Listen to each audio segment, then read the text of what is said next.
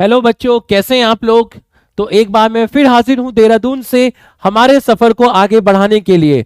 तो बच्चों, class start होने से पहले मस्त होके बैठिएगा, चौड़े होके बैठिएगा, स्ट्रेस फ्री होके बैठिएगा। एक बार फिर तुम्हारे सर की क्लास है। तो बच्चों, आज की क्लास बहुत इंपॉर्टेंट होने वाली है। आज की क्लास का क्या क्या एजेंडा होने वाला है, पहले आप उसको समझ लीजिए। बच्चों, sexual reproduction in flowering plant में कुछ क्वेश्चंस पेंडिंग थे। उन सभी क्वेश्चंस की आंसर की मैंने आखिरी में यहां पर लगाई हुई है।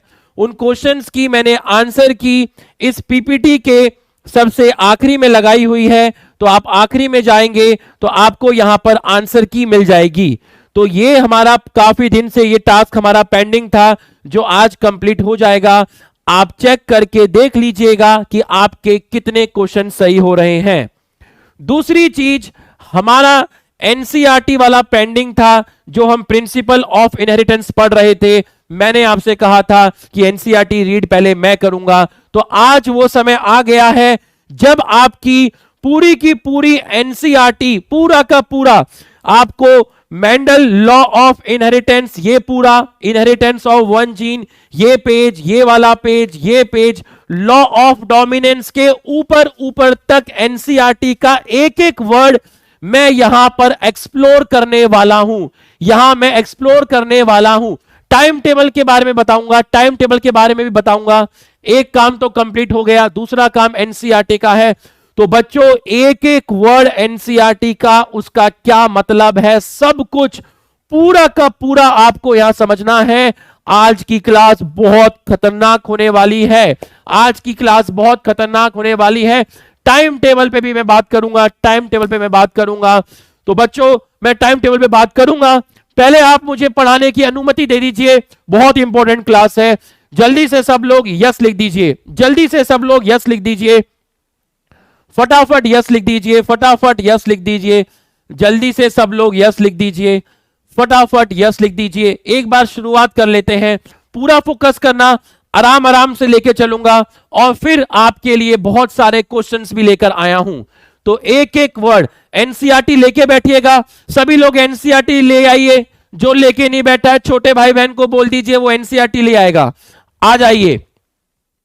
It was during the mid 19th century that headway was made in the understanding of inheritance। तो इनहेरिटेंस को जो समझना था वो करीब आपका चालू हुआ मिड 19th सेंचुरी, क्योंकि हमें मालूम है कि जो मेंडल थे वो 19th सेंचुरी के साइंटिस्ट थे। G Mendel conducted, G Mendel conducted, G Mendel conducted, G. Mendel conducted hybridization experiment। Hybridisation experiment, दो के बीच में क्रॉस कराना, इसको बोलते हैं हाइब्रिडाइजेशन, इसको बोलते हैं हाइब्रिडाइजेशन, इसको बोलते हैं हाइब्रिडाइजेशन। तो हाइब्रिडाइजेशन से मतलब है यहां पर आपका cross. Hybridization on garden pea for 7 year 1856 to 1863 and propose the law of inheritance in living organism। 1856 से 1863 तक मटर के ऊपर एक्सपेरिमेंट किए और लिविंग ऑर्गेनिज्म के अंदर लॉ ऑफ इनहेरिटेंस को प्रपोज किया। एनसीईआरटी कर रहा हूं, इसलिए धीरे धीरे चलूंगा, धीरे धीरे चलूंगा, तेज नहीं बोलूंगा, एनर्जी कम रखूंगा। आज की क्लास में एनसीईआरटी करा रहा हूं। ड्यूरिंग थोड़ा सा बड़ा कर लेता हूं इसको। During Mendel's investigation into inheritance pattern, it was for the first time that statistics, analysis and mathematical logic were applied to problems in biology। तो सबसे पहले स्टैटिस्टिक्स और मैथमेटिकल टूल को यूज किया गया मेंडल के द्वारा। His experiment had a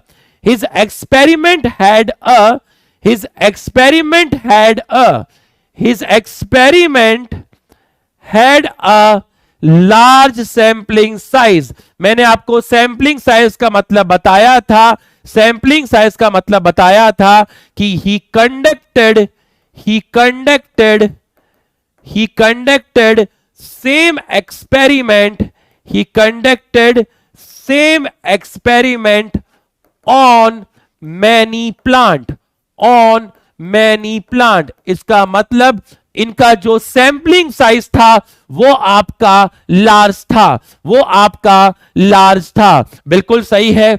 which gave greater credibility to the data that he collected. इसका मतलब यह हो गया कि अगर उसने एक ही एक्सपेरिमेंट को बहुत सारे प्लांट पे किया तो वो उसके डेटा को एक क्रेडिबिलिटी देता था, वो उसके डेटा को फेवर करता था, उसके डेटा को सपोर्ट करता था, उसके डेटा को फेवर करता था। बिल्कुल सही है। नेक्स्ट पे जाएंगे।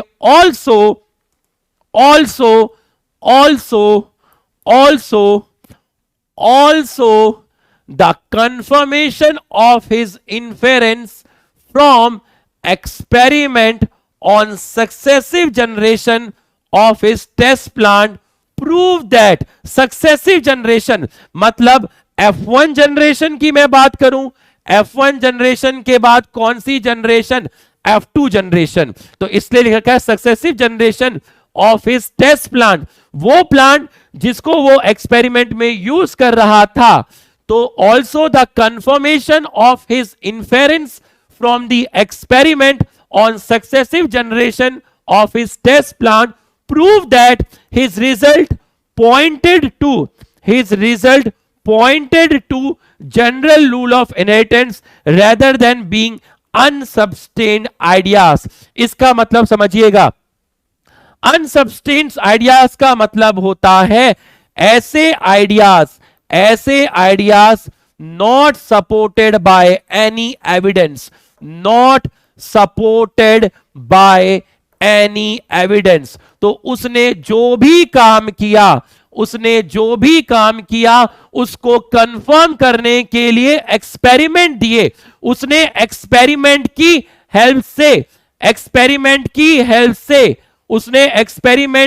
हेल्प से आप लोग एनसीईआरटी भी लेके बैठिए बच्चों। इसकी ब्राइटनेस तो इतनी ही हो पाएगी। एनसीईआरटी लेके बैठिए, एनसीईआरटी आप लेके बैठिए। तो अगर मैं आपको बोला आइडियाज और not supported by any evidence, तो मेंडल ने जो काम किया था उसको सपोर्ट करने के लिए एक्सपेरिमेंट दिए गए थे। मतलब मेंडल का काम सिर्फ ऐसे ही नहीं था कि कुछ भी उसने बोल दिया। अनसब्सटेंस आइडियाज नहीं थे। अनसब्सटेंस आइडियाज का मतलब होता है ऐसे आइडियाज जिसको सपोर्ट करने में, जिसको फेवर करने में कोई भी एविडेंस ना हो, बट मेंडल के हर काम को प्रूफ करने में आपका एक्सपेरिमेंट था। लाइट ऑफ कर दीजिए। लाइट ऑफ कर दूं क्या? अब ठीक है क्या? अब ठीक है क्या? बताओ, अब ठीक है? Are you comfortable guys? Is it okay? अगर लाइट्स ऑफ कर रहा हूं तो मैं आपको दिख नहीं रहा, लेकिन कोई प्रॉब्लम तो नहीं है?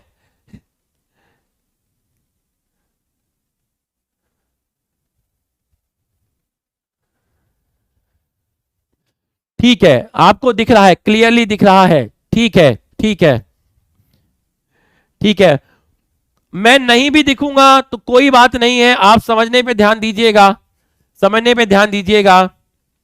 मेंडल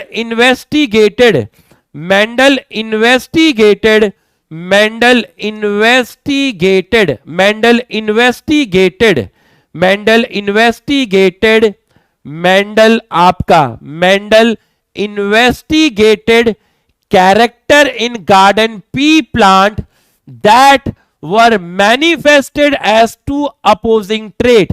तो मेंडल ने जितना भी कैरेक्टर की स्टडी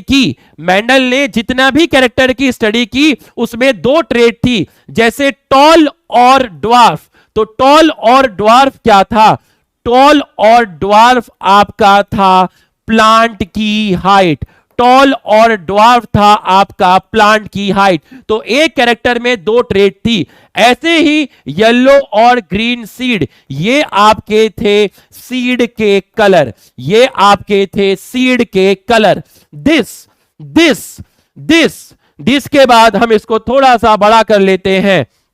दिस के बाद समझने पे ध्यान देना, भले ही मैं ना दिख रहा हूं लेकिन आपको एनसीईआरटी दिखनी चाहिए और मेरी आवाज दिखनी चाहिए, सुननी चाहिए।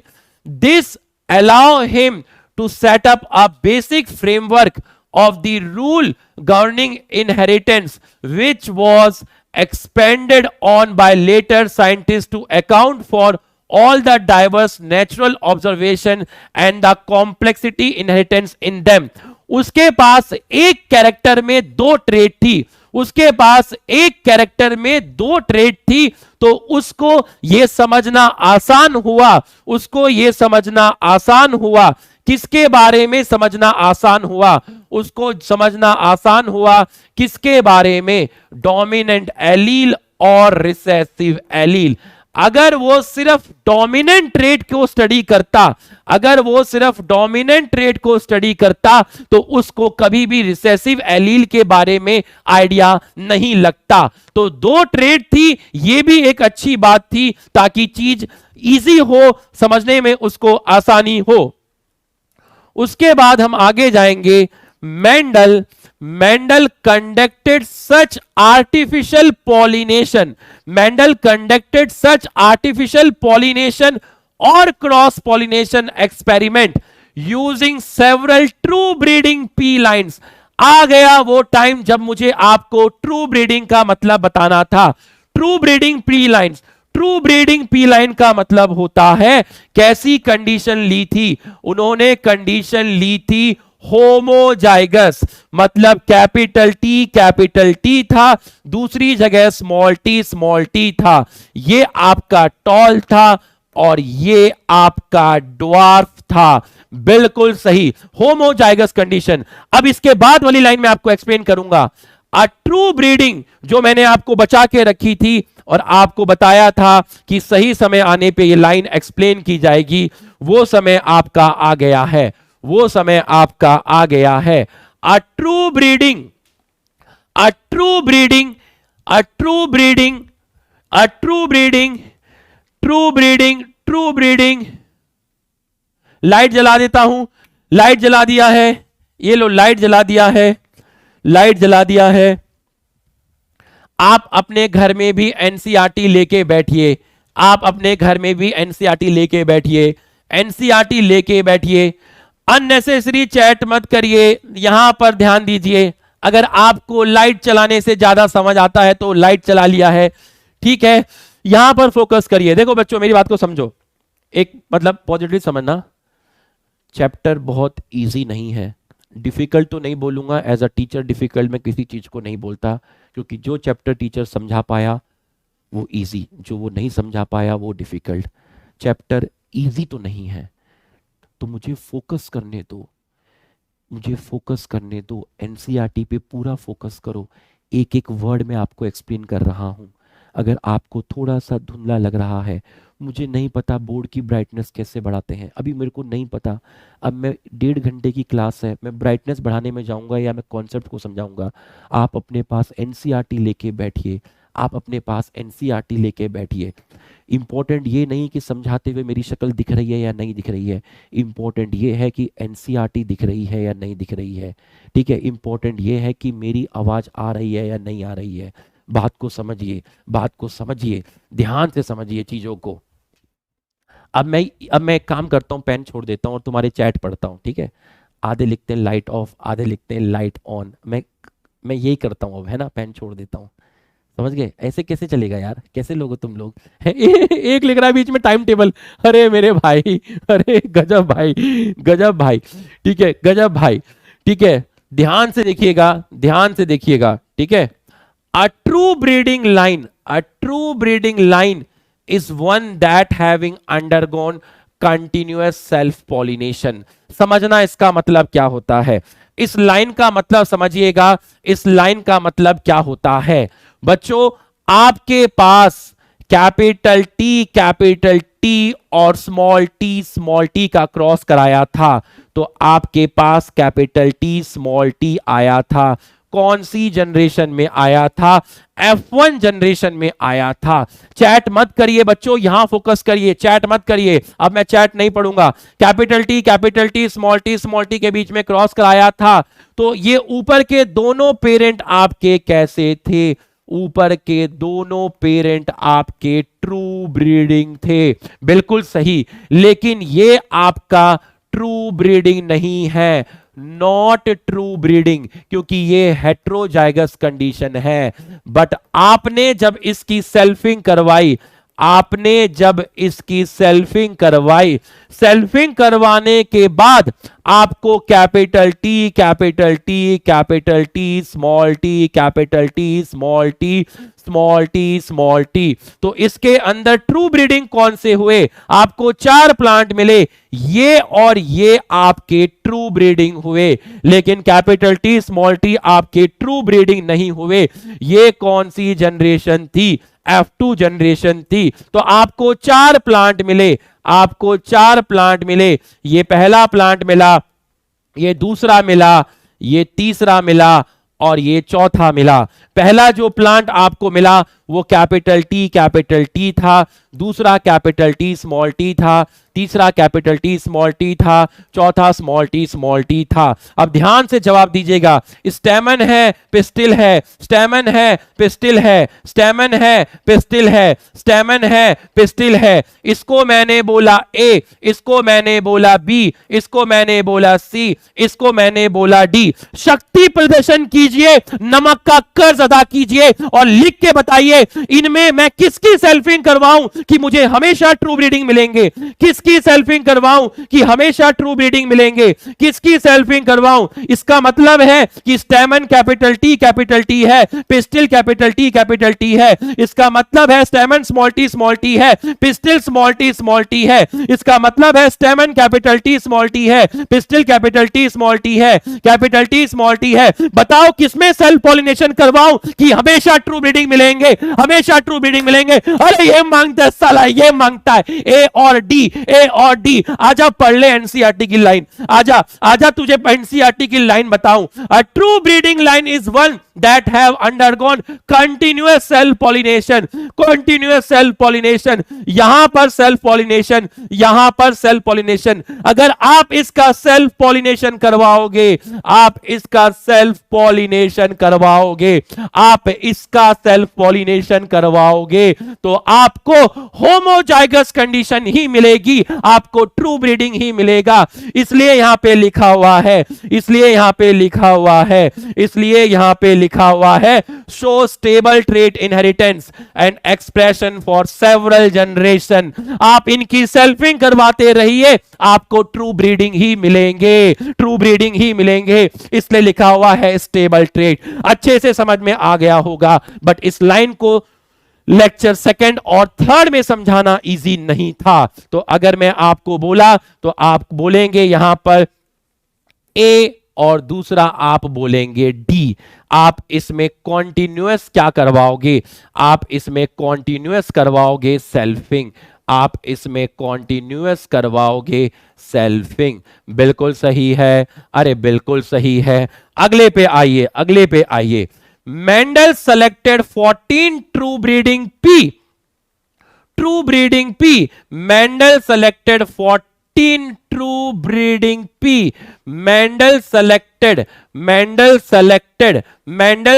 14 true breeding pea plant variety as a pair which were similar. ध्यान समझिएगा, कितनी पी वेराइटी थी? 14 एज अ पेयर। तो पेयर कितने हो गए? पेयर हो गए आपके 7 पेयर। आपके कितने पेयर हो गए? 7 पेयर हो गए।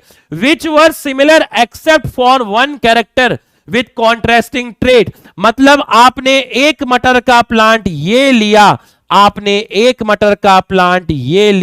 और ये मटर का प्लांट आपने लिया टॉल, और ये मटर का प्लांट आपने लिया शॉर्ट।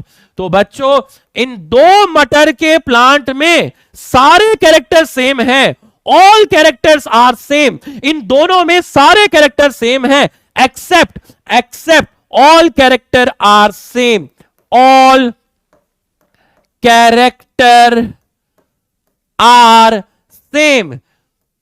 जो सीड शेप इसका है वही सीड शेप इसका है, जो सीड कलर इसका है वही सीड कलर इसका है, जो फ्लावर की पोजीशन यहां है वही फ्लावर की पोजीशन यहां है। All character are same except one character, एक कैरेक्टर में डिफर है, एक कैरेक्टर में डिफर है, एक कैरेक्टर में डिफर हुआ मतलब आपका दो ट्रेट, एक कैरेक्टर मतलब दो ट्रेट, ये टॉल है ये शॉर्ट है, तो एक कैरेक्टर में डिफर हुआ, उस कैरेक्टर का नाम मैंने बोल दिया प्लांट की हाइट, उसका नाम मैंने बोल दिया प्लांट की हाइट। तो जितने भी वो प्लांट लेते थे वो सभी कैरेक्टर में सेम थे, बट वो एक कैरेक्टर में डिफर करते थे। यहां तक आपको समझ में आ गया होगा, यहां तक आपको समझ, which were similar except for one character with contrasting trait, some of the contrasting trait selected were smooth और रिंकल्ड सीड,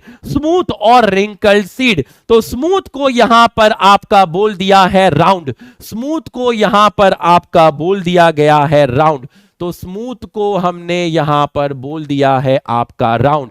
येलो और ग्रीन सीड इन्फ्लेटेड मतलब मटर सीधी थी, कॉन्स्ट्रिक्टेड का मतलब मटर पिचकी थी, ग्रीन कलर का मटर, ग्रीन कलर का फ्रूट या फिर येलो कलर का फ्रूट, या तो टॉल या फिर ड्वार्फ, ये सब है आपकी कॉन्ट्रास्टिंग ट्रेट, ये सब है आपकी कॉन्ट्रास्टिंग ट्रेट।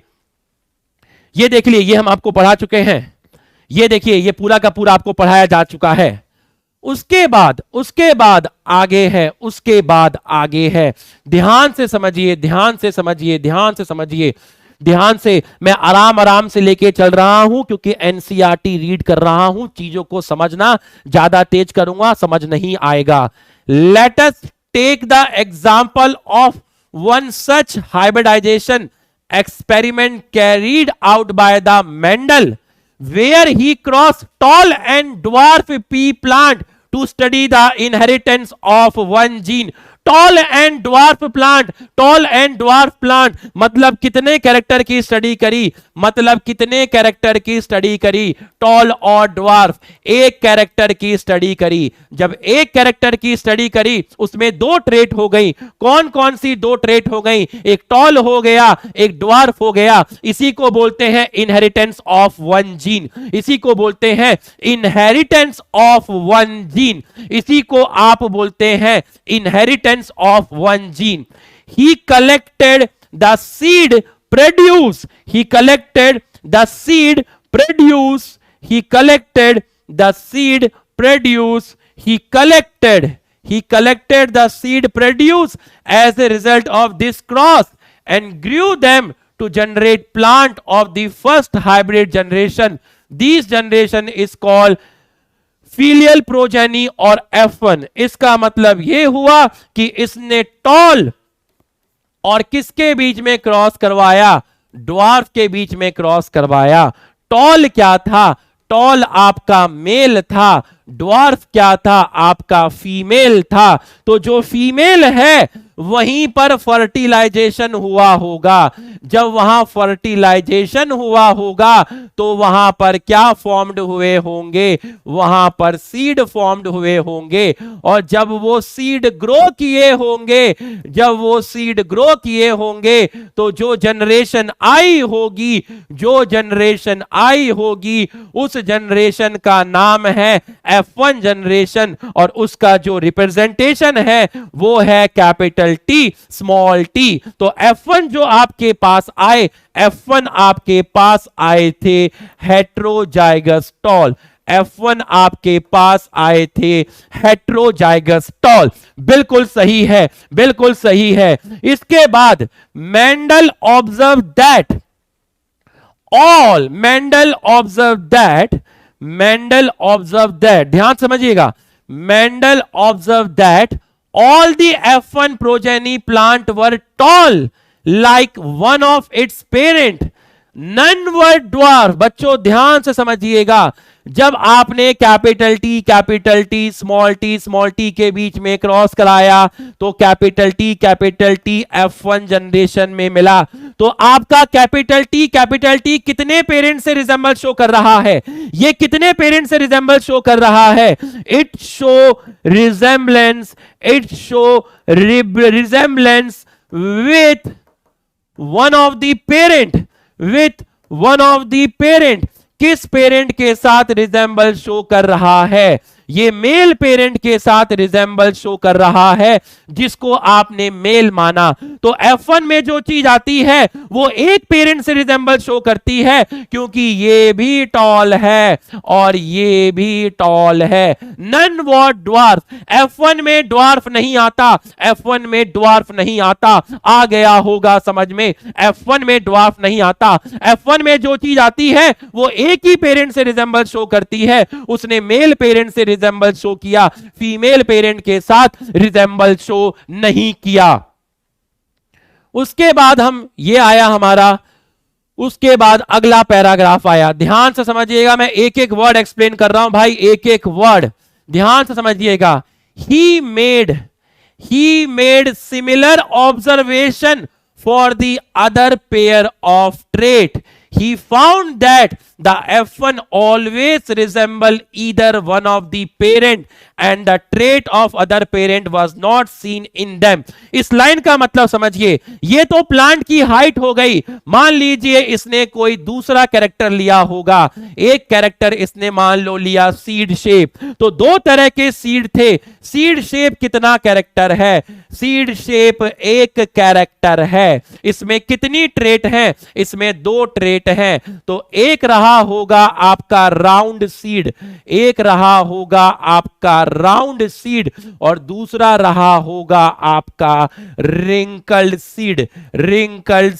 तो राउंड सीड जो है वो डोमिनेंट ट्रेट है और रिंकल्ड सीड जो है वो रिसेसिव ट्रेट है। ये मेल मान लो, ये आपका फीमेल मान लो। राउंड को रिप्रेजेंट करने का कैपिटल आर, इसको स्मॉल आर। जब दो हैं तो गैमेट में एक जाएगा, एक गैमेट बनेगा इससे जिसमें कैपिटल आर आएगा, दूसरा गैमेट बनेगा जिसमें कैपिटल आर आएगा। और मैंने आपसे कहा था जब दोनों सेम हैं तो एक ले लेना, कैलकुलेशन इजी हो जाता है। यहां से स्मॉल आर आया और इनका जब फर्टिलाइजेशन हुआ F1 जनरेशन में, तो F1 जनरेशन में राउंड सीड आए। मतलब किसी भी कैरेक्टर को ले लो, F1 जो होगा वो एक ही पेरेंट से रिजेंबल शो करेगा।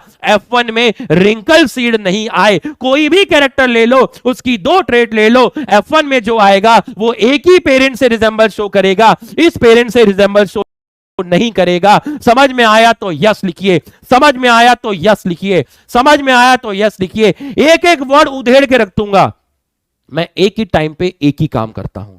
आज का उद्देश्य है एनसीईआरटी का एक एक वर्ड एक्सप्लोर करना, कि बच्चा घर पे जाके जब एनसीईआरटी देखे तो उसे कोई दिक्कत ना हो। तो अभी मेरे दिमाग में सिर्फ एनसीईआरटी है। जब एनसीईआरटी हो जाएगी फिर मेरे दिमाग में क्वेश्चन आएगा। अभी तक मेरे दिमाग में कोई क्वेश्चन नहीं है। तुम भी ऐसे ही पढ़ा करो, at a time. Direction is more important than hard work. अब नेक्स्ट देखिए, इसको मैं बड़ा कर लेता हूं, ध्यान से समझिएगा।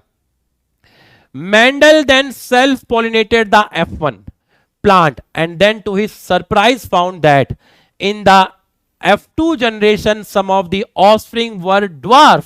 जब उसने सेल्फिंग करी कैपिटल टी स्मॉल टी, जब इसने सेल्फिंग करी F1 जनरेशन की तो उसके पास कैपिटल टी आया, कैपिटल टी स्मॉल टी आया, कैपिटल टी स्मॉल टी आया, स्मॉल टी आया। तो कुछ ऑफस्प्रिंग उसको कैसी मिली?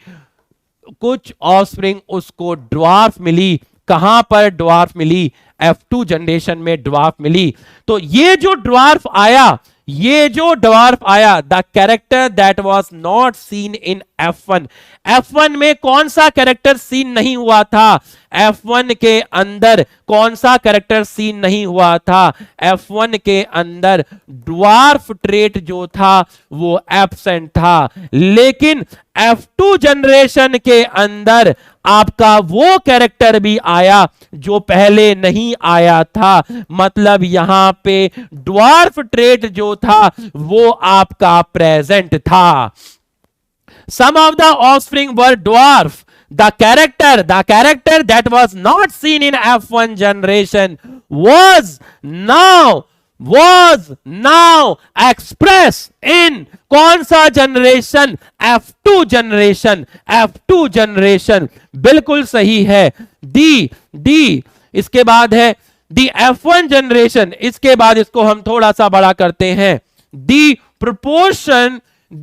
proportion of the plant that were dwarf were 1/4 of the F2 plant। तो आप देख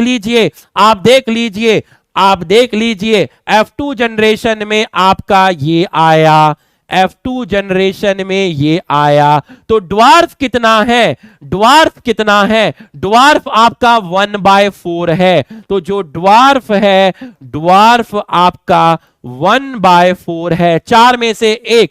और जो टॉल है वो 3/4 है, 4 में से 3 टॉल है। तो आप देख सकते हैं while 3/4 of the F2 plant were tall, इसके बाद क्या लिखा हुआ है? the tall and यहां पर देख लेते हैं हम। the tall and the dwarf trait were identical to their parental type and did not show any blending। बहुत इंतजार कराया मास्टर जी ब्लेंडिंग समझाने के लिए। अरे हर चीज का एक समय होता है, कल ही आएगा, अपने समय पे आएगा। ब्लेंडिंग अब बताऊंगा कि ब्लेंडिंग का मतलब क्या होता है। The tall and dwarf trait were identical to their parental type. तो आप पेरेंट क्या लेके चले थे? सबसे शुरू में आप पेरेंट लेके चले थे टॉल, और दूसरा पेरेंट था आपका ड्वार्फ। ये था कैपिटल टी, ये था स्मॉल टी। F1 जनरेशन में आपका कैपिटल टी स्मॉल टी आया था, और F2 जनरेशन में आपका ये आया था। तो F2 जनरेशन में ये जो टॉल आया ये बिल्कुल अपने पेरेंट के जैसे दिखता था। ये वाला टॉल भी अपने पेरेंट के जैसे दिखता था। ये वाला टॉल भी अपने पेरेंट के जैसा दिखता था। ये वाला ड्वार्फ भी अपने पेरेंट के जैसा दिखता था। The tall and dwarf trait were identical to their parental type and did not show any blending. That is, all the offspring were either tall or dwarf। मतलब अगर मैं आपसे कहूं कि इस प्लांट की हाइट 10 सेंटीमीटर है, इस प्लांट की हाइट 4 सेंटीमीटर है, तो F1 जनरेशन में ऐसा नहीं हुआ कि प्लांट की हाइट 5 सेंटीमीटर आए, या प्लांट की हाइट 6 सेंटीमीटर आए, प्लांट की हाइट 7 सेंटीमीटर आए। प्लांट की जो हाइट आई वो 10 सेंटीमीटर आई, क्योंकि प्लांट की हाइट को लाने के लिए कैपिटल टी रिस्पॉन्सिबल है। प्लांट की 10 सेंटीमीटर हाइट लाने के लिए स्मॉल टी रिस्पॉन्सिबल नहीं है। ऐसे ही यहां जो प्लांट की हाइट आई वो 10 सेंटीमीटर आई, यहां 10 सेंटीमीटर आई, यहां 10 सेंटीमीटर आई, यहां पर नीचे ड्वार्फ में आपका 4 सेंटीमीटर आई, यहां पर आपकी 10 सेंटीमीटर आई। इसका मतलब हाइट इन दोनों की बीच की नहीं थी। प्लांट या तो टॉल मिले या प्लांट ड्वार्फ मिले, बीच के नहीं मिले कि बड़े प्लांट के बीच में क्रॉस कराया, छोटे प्लांट के बीच में क्रॉस कराया। आपने बड़े और छोटे प्लांट के बीच में क्रॉस कराया, आपने बड़ा प्लांट लिया और छोटा प्लांट लिया, इनके बीच में क्रॉस कराया, तो आपको इंटरमीडिएट प्लांट नहीं मिला। आपने बड़े और छोटे के बीच में क्रॉस कराया तो F1 में आपको बड़ा मिला, और F2 में या तो बड़े मिले या छोटे मिले, इनके बीच के नहीं मिले, मतलब आपको इंटरमीडिएट नहीं मिले। इंटरमीडिएट का मतलब होता है ब्लेंडिंग। इंटरमीडिएट का मतलब होता है ब्लेंडिंग, इंटरमीडिएट का मतलब होता है ब्लेंडिंग। तो बताओ बताओ, ब्लेंडिंग आपका यहां पर प्रेजेंट था या एब्सेंट था? ब्लेंडिंग यहां पे प्रेजेंट था या एब्सेंट था? ब्लेंडिंग यहां पे प्रेजेंट था या एब्सेंट था? लिख के बताइए, ब्लेंडिंग यहां पर प्रेजेंट था या एब्सेंट था? लिख के बताइए, लिख के बताइए, ब्लेंडिंग प्रेजेंट था या एब्सेंट था? ब्लेंडिंग प्रेजेंट था या एब्सेंट था? लिख के बताइए, ब्लेंडिंग प्रेजेंट था या एब्सेंट था? अरे लिख के बताइए, लिख के बताइए। एनसीईआरटी पढ़ा रहा हूं इसलिए एनर्जी कम रखी है अभी। ब्लेंडिंग एब्सेंट था, इंटरमीडिएट एब्सेंट था। या तो बड़े ले ले या छोटे ले ले। अरे मजाक चल रहा है क्या? अरे अलीबाग से है क्या फोन कि तेरे को बड़े और छोटे के बीच का प्लांट मिलेगा? अरे नहीं, क्यों नहीं मिला? अरे यहां पर हाइट, यहां कैपिटल टी एक्सप्रेस करा, स्मॉल टी एक्सप्रेस नहीं करा, तो हाइट 10 सेंटीमीटर कैपिटल टी की वजह से आ जाएगी। स्मॉल टी वहां रहा बट वो एक्सप्रेस नहीं किया, वो एक्सप्रेस नहीं किया। इसका मतलब that is all the offspring were either tall or dwarf, none were of intermediate height। इसका मतलब वहां पर आपका ब्लेंडिंग एब्सेंट था। अगले में आइए, अगले में आइए, अगले में आइए, अगले में आइए। Similar result were obtained with the other trait. ऐसा ही दूसरी ट्रेट के साथ भी हुआ बच्चों। जब आपने राउंड और रिंकल्ड के बीच में क्रॉस कराया तो आपको इंटरमीडिएट नहीं मिला, नो इंटरमीडिएट। आपको इंटरमीडिएट सीड नहीं मिले, आपको इंटरमीडिएट नहीं मिला, आपको राउंड मिला। ऐसा सभी कैरेक्टर के साथ हुआ। इसका मतलब मेंडल ब्लेंडिंग को फेवर नहीं करते थे।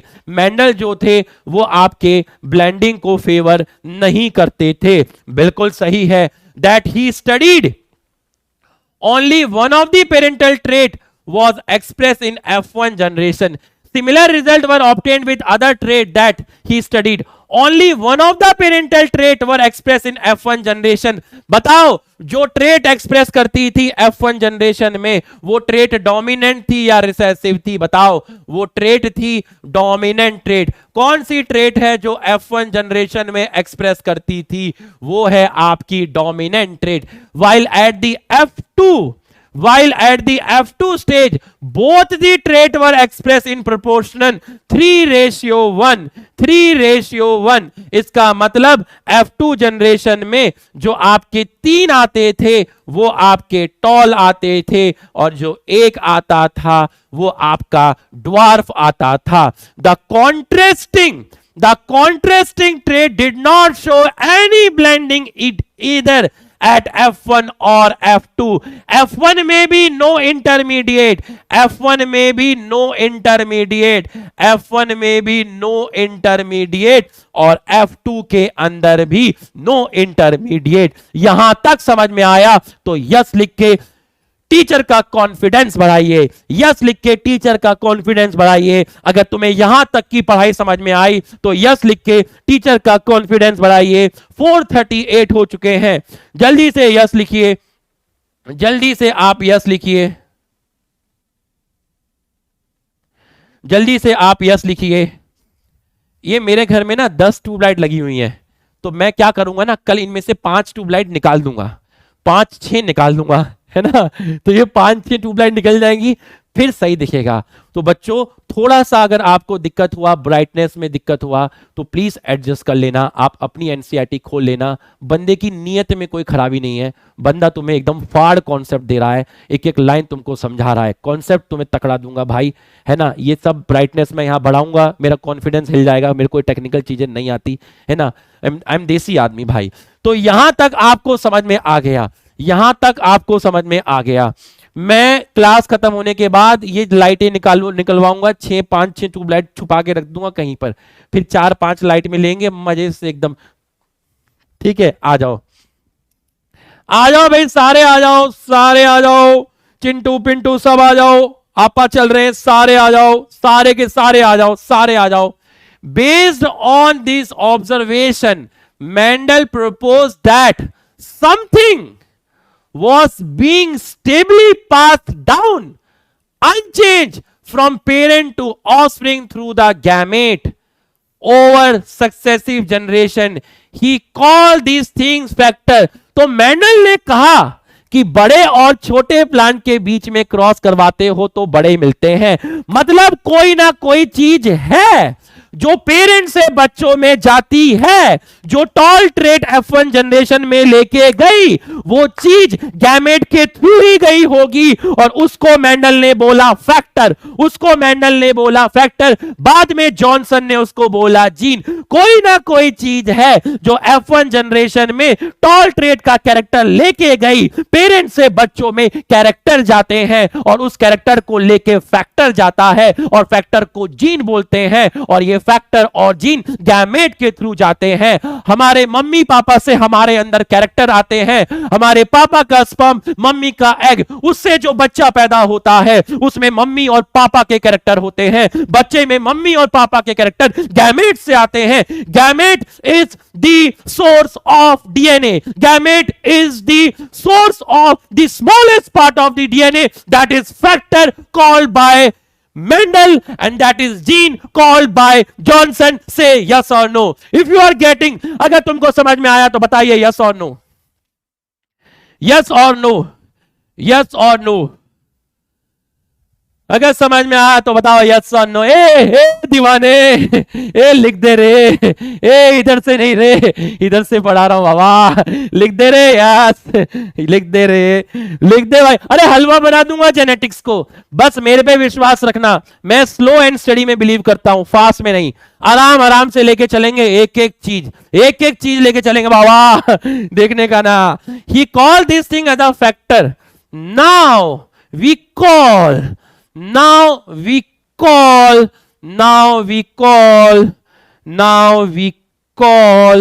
these thing as a factor. Now we call them as a gene.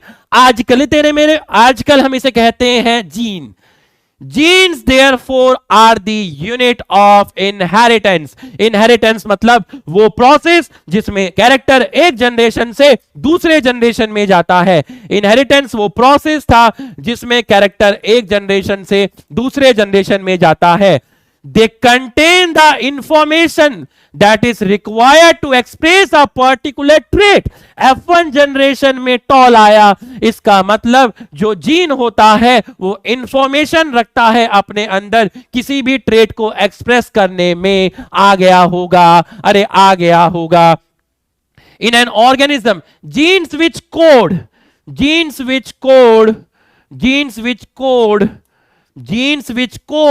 for a pair of contrasting trait are known as allele. बच्चों इस लाइन का मतलब भी समझ लीजिएगा। यह है एक जीन ने कंट्रोल्ड किया एक कैरेक्टर है प्लांट की हाइट, लेकिन उसके अंदर दो ट्रेट हैं, एक है टॉल और एक है ड्वार्फ। टॉल तब होगा जब कैपिटल टी एलील होंगे या capital T small T allele होंगे। ड्वार्फ तब होगा जब दो स्मॉल टी होंगे। तो एलील का कॉम्बिनेशन डिसाइड करता है कौन सी ट्रेट आएगी। जीन कैरेक्टर बताता है, एलील ट्रेट बताता है। जीन कैरेक्टर बताता है, एलील ट्रेट बताता है। एलील का कॉम्बिनेशन डिसाइड करता है कि ड्वार्फ होगा या टॉल होगा। एलील का कॉम्बिनेशन ट्रेट बताता है, जीन कैरेक्टर बताता है, एलील ट्रेट बताता है। बिल्कुल सही है। पढ़िए, gene which code for a pair of contrasting trait are known as allele. They are slightly different form of same gene. बिल्कुल सही है, बिल्कुल सही है। दुनिया का सबसे डिफिकल्ट चैप्टर तुम पढ़ रहे हो, ऐसा दुनिया मानती है। तो याद रखना, कुछ डिफिकल्ट नहीं, कुछ इजी नहीं। मास्टर समझा पाया तो इजी, नहीं समझा पाया तो डिफिकल्ट। समझा तो हम देंगे। इसके बाद if we use alphabetical symbol for each gene, then the capital letter is used for trait express at F1 stage. बताओ कैपिटल लेटर हमने किसके लिए यूज किया?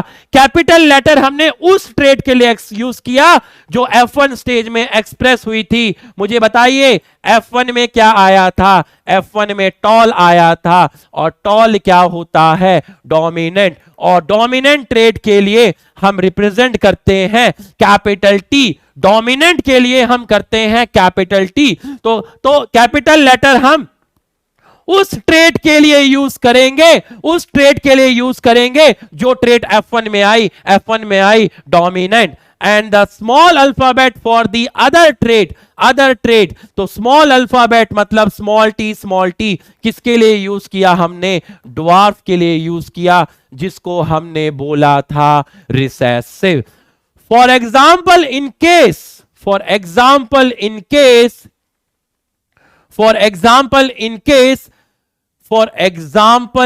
Case of the character of height, capital T is used for the tall trait, small t for the dwarf, and capital T and small t are allele of each other. capital T small t कितने allele हैं? 2 allele हैं। एक ही gene की दो form, बिल्कुल सही है। Hence in plant the pair of allele for height would be capital T, small t। इसकी वजह से tall trait आएगा, इसकी वजह से dwarf trait आएगा। यहां तक समझ में आया तो यस लिख दीजिए, जब तक मैं पानी पी लेता हूं। यहां तक समझ में आया तो यस लिख दीजिए, यहां तक समझ में आया तो यस लिख दीजिए। आज पूरा एनसीईआरटी का डिस्कशन करना है और क्वेश्चन कराएंगे।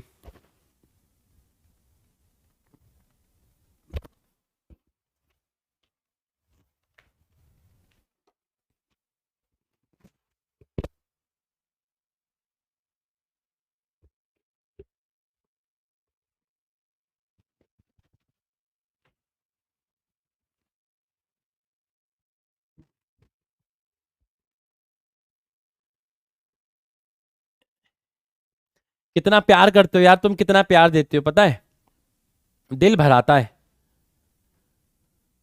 हमेशा तुम मुझे इतना ही प्यार करना, मैं तुम्हें इससे भी अच्छा अच्छा कॉन्सेप्ट दूंगा, और तुम्हें कभी इमोशनली ब्लैकमेल नहीं करूंगा। मतलब कुछ नहीं, पढ़ाऊंगा और घर चला जाऊंगा बस। कोई फालतू की बात नहीं करूंगा, कोई कुछ नहीं करूंगा, कोई अपनी तारीफ नहीं करूंगा, कुछ नहीं करूंगा, है ना। ये भी नहीं कहूंगा कि बच्चों में बीमार हो गया था इसलिए मैं क्लास नहीं ले पाया।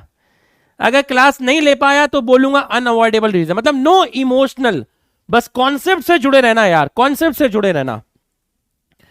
आओ जरा, अब ये आपको समझ में आ गया, ये आपको समझ में आ गया, अच्छी तरीके से आपको समझ में आ गया। अब आप आगे बढ़िए, अब आप आगे बढ़िए। आप आगे क्यों नहीं बढ़ते हैं? आप आगे बढ़िए। Mendel also propose that in a true breeding tall और dwarf pea variety the allelic pair of gene for height are identical और homozygous capital T and small t। बिल्कुल सही है। ये कितने एलील हैं? 2 एलील हैं, बिल्कुल सही है। ये कितने एलील हैं? 2 एलील हैं। कैसी कंडीशन है? होमोजाइगस कंडीशन है। कैसी कंडीशन है? होमोजाइगस कंडीशन है। कैसी कंडीशन है? ट्रू ब्रीडिंग कंडीशन है। बिल्कुल सही है, अरे बिल्कुल सही है। Capital T, small t are called capital T, small t and small t are called genotype of the plant। बिल्कुल सही है, समझिएगा। Capital T, small t are called genotype of the plant while the descriptive term tall and dwarf are phenotype। क्या line लिखी है दीवाने, क्या line लिखी है? लाइन का मतलब समझ।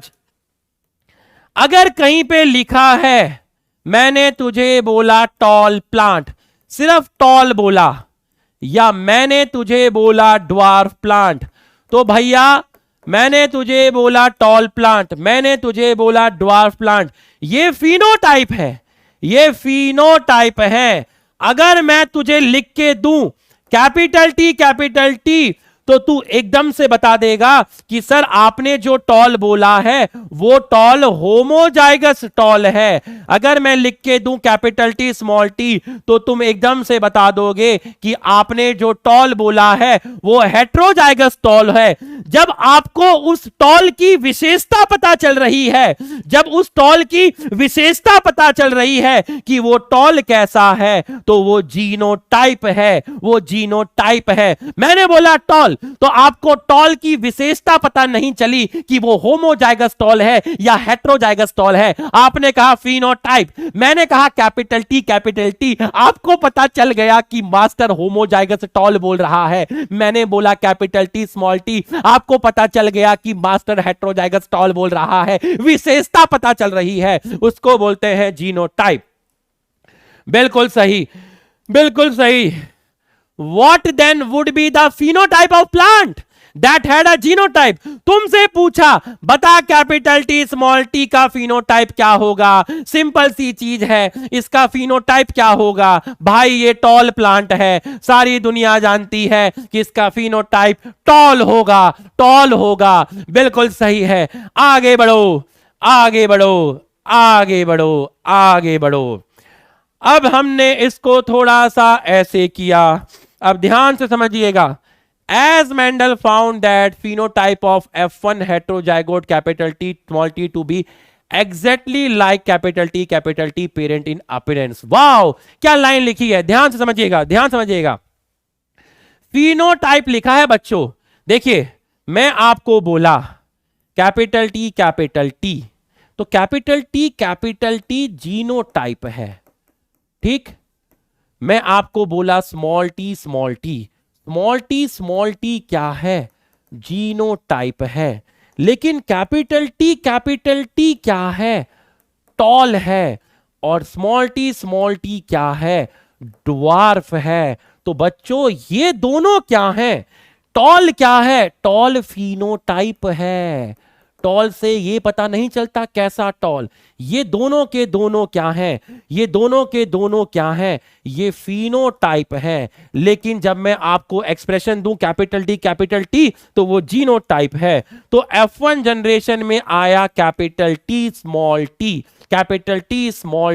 तो कैपिटल टी बहुत इंपॉर्टेंट पॉइंट बोलूंगा, ध्यान से समझना, आपको मजा आ जाएगा। कैपिटल टी स्मॉल टी कैसा है? टॉल है। तो आप मुझे बताइए, इसको मैंने लिख के दिया, आप मुझे बताएंगे। इसको मैंने बोला ए, इसको मैंने बोला बी, इसको मैंने बोला सी। आप मुझे लिख के बताइए, ट्रू और फॉल्स मैं आपको देता हूं, आप मुझे बताएंगे। मेरे पलटने से पहले आप मुझे जवाब देंगे। A and B genotypically same, true और फॉल्स? मुझे निराश मत करना, ए और बी नहीं, रुक जाओ, A and C genotypically same. बताओ जरा, ट्रू और फॉल्स? जीनोटिपिकली सेम, ट्रू और फॉल्स? लिख के बताओ। A and C genotypically same है, ट्रू और फॉल्स? बताइए फॉल्स।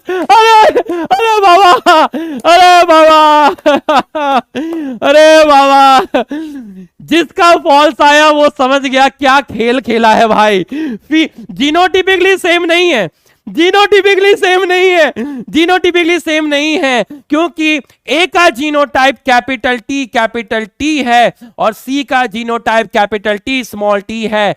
लेकिन बताइए ए एंड सी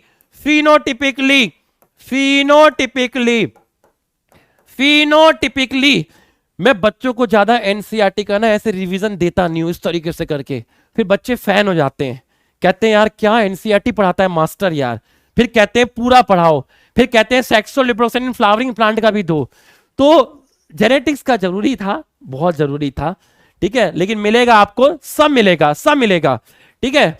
तो ए एंड सी फिनोटिपिकली क्या है? सेम है, क्योंकि ए जो है वो टॉल है और सी जो है टॉल है। ऐसे निकालना पड़ता है बेटा एनसीईआरटी से ना, ऐसे एक्सट्रैक्ट निकालना पड़ता है बेटा। बच्चों में बच्चा बनना पड़ता है, बच्चों में बच्चा बनना पड़ता है बाबा। ही अब तुम्हें समझ में आ गया होगा। As Mendel found that phenotype of the F1 heterozygous capital T to be exactly like the capital T parent, क्योंकि कैपिटल टी भी टॉल है और कैपिटल टी स्मॉल टी भी आपका टॉल है। अरे आ गया होगा दीवाने, अरे आ गया होगा। तो आपका पहला स्टेटमेंट जो है वो फॉल्स है और जो दूसरा स्टेटमेंट है वो आपका ट्रू है, वो आपका ट्रू है, वो आपका ट्रू है। He proposed that in a pair of dissimilar factor, one dominant the other and hence is called dominant factor while the other is recessive. तो F1 जनरेशन में कैपिटल T क्या है? कैपिटल T आपका dominant factor है, dominant factor. और factor ही अपने आप में क्या है? जीन है। और मैंने आपको कहा था दो एलील ही अपने आप में जीन है, दो एलील ही अपने आप में दो जीन है। स्मॉल टी क्या है? स्मॉल टी आपका है रिसेसिव फैक्टर, ये है आपका रिसेसिव फैक्टर। तो यहां तक आपको समझ में आ गया होगा। अब आप आगे बढ़िए। In this case capital T, in this case capital T, in this case capital T, in this case capital T is dominant over small t, that is recessive. He observed identical behavior for all the other characteristic trait pair that he studied. मतलब आपका F1 में हमेशा dominant trait explain होगी, F1 में हमेशा dominant trait ही express होगी। चाहे आप राउंड और रिंकल के बीच में क्रॉस करवा लो, आप चाहे येलो सीड और ग्रीन सीड के बीच में क्रॉस करा लो, तब भी येलो ही आएगी, तब भी डोमिनेंट ट्रेट आएगी। यहां तक आपको समझ में आ गया होगा। कहां तक हम पहुंच चुके हैं? कहां तक हम पहुंच चुके हैं? हाँ, हम पहुंच चुके हैं, हम आ रहे हैं, धीरे धीरे हम आ रहे हैं। अभी तो हमें बहुत आगे तक जाना है, अभी तो हमें बहुत आगे तक जाना है। फटाफट आइए। It is convenient to use the capital and lower case of an alphabet simple to remember.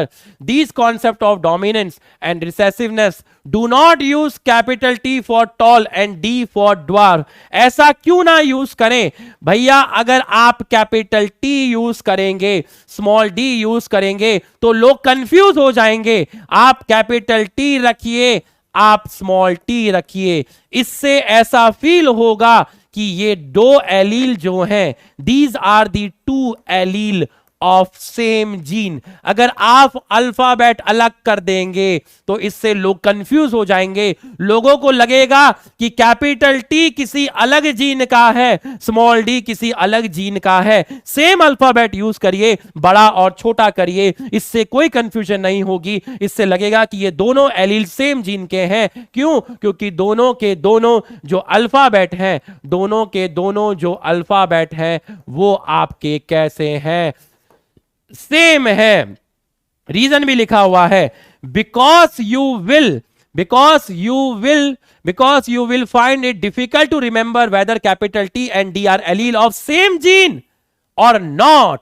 इसलिए आप सेम अल्फाबेट यूज करिए, बड़ा और छोटा करिए। Allele can be similar in case of homozygous, बता चुका हूं, और can be dissimilar in case of heterozygous, बिल्कुल सही है।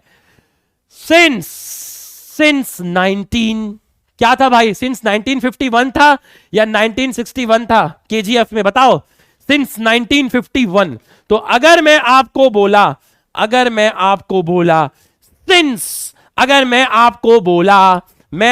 बोला सिंस कहां गया? Since the capital T small T plant is heterozygous for gene controlling one character, बिल्कुल सही है। It is monohybrid and the cross between capital T is called monohybrid cross. Since 1951, शाबाश, 1951। ठीक। क्या मांगता है रे? आज भी वही मांगता है जो 25 साल पहले मांगता था, दुनिया। तो अगर मैं तुमको बोला क्या मांगता है रे? दुनिया। देखिएगा यहां पर from the observation that recessive parental trait is expressed without any blending in F2 generation. recessive आया, dwarf आया, dwarf आया और dwarf 4 सेंटीमीटर का ही आया F2 जनरेशन में, कोई ब्लेंडिंग नहीं हुई, नो ब्लेंडिंग, कोई ब्लेंडिंग नहीं हुई। ये हाइट तो मैंने खुद मानी है, अपने आप मानी है, बड़े की 10 मान ली, छोटे की 4 मान ली, बिल्कुल सही है, बिल्कुल सही है, ये हाइट तो मैंने खुद मांगी है। क्या मांगता है रे सिलेक्शन, क्या मांगता है रे एनसीईआरटी मांगता है बाबा। We can infer that when the tall and dwarf plant produce gamete by the process of meiosis, the allele of the parental pair separate or segregate from each other and only one allele is transmitted to gamete. अगर capital T parent से gamete बनेंगे तो फिर एक chromosome एक gamete में जाएगा, एक क्रोमोसोम एक गैमेट में जाएगा, तो एक गैमेट में एक एलील गया, एक गैमेट में एक एलील गया, क्योंकि एक गैमेट में एक क्रोमोसोम गया। क्रोमोसोम सेपरेट होते हैं, क्रोमोसोम सेग्रीगेट होते हैं गैमेट फॉर्मेशन के time in such a way that one of the chromosome enter into one gamete, so one of the allele enter into one gamete। ये यहां पे लिखा हुआ है this segregation of allele, this segregation of allele is a random process, random है, so there is a 50% chance of gamete containing either allele has been verified by the result of crossing। मतलब 50% capital T वाला है, 50% small T वाला है। इनका जो segregation होता है वो रैंडम होता है, 50% कैपिटल टी वाला, 50% कैपिटल टी वाला, बिल्कुल सही है। In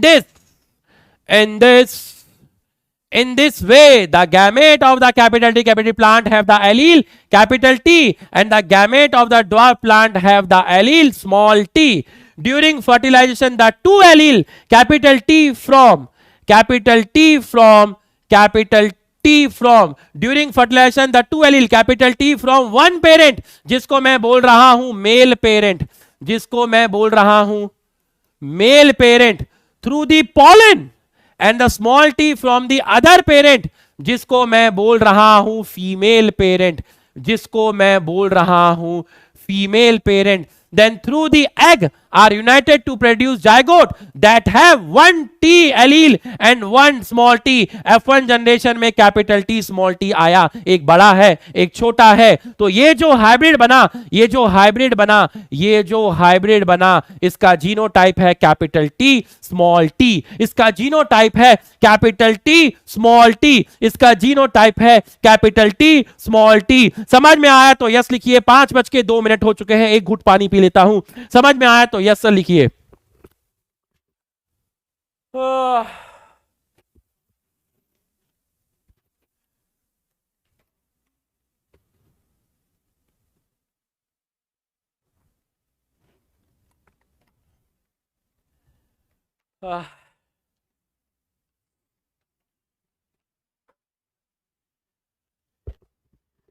कितना प्यार करते हैं तुम्हें सनम, मेरे दिल से पूछ लो ना,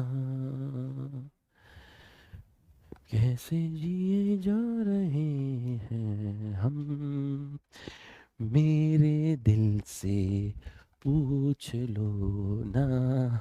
अरे बाबा love you all, love you all बाबा, love you all, love you all. चलो भाई, लगातार बोलने से ना सांस फूल जाती है फिर। हाँ आ जाओ भाई आ जाओ, बस थोड़ा सा समय रह गया है, आ जाओ। इन अदर वर्ड आ जाओ। रेस का एक नियम होता है, एक बार शुरू हो गई तो पूरी करनी पड़ती है, फिर चाहे तुम आगे हो या पीछे हो। आ जाओ। In other words the hybrid have ये सिंस 1951। सिंस कहां गया सिंस? तुम एनसीईआरटी में मत ढूंढना 1951 कहीं का सर ने बोला। Since These hybrid contain allele which express contrasting trait. The plant are heterozygous. The production of gamete by the parents. The formation of zygote. बिल्कुल सही है, जो जाइगोट बना वो हेट्रोजाइगस है. The F1 and F2 plant can be understood from the diagram called Punnett square. वो जो बनाया गया था वो पुनेट स्क्वायर था. वो जो बनाया गया था वो पुनेट स्क्वायर था. उसकी हेल्प से आप पता लगा सकते हो कि F2 जनरेशन के अंदर कितने बच्चे हैं, कितने जाइगोट हैं, क्या पॉसिबिलिटी है फर्टिलाइजेशन की, आप पता लगा सकते हो. Shown in figure 5.4. It was developed by British Genetics.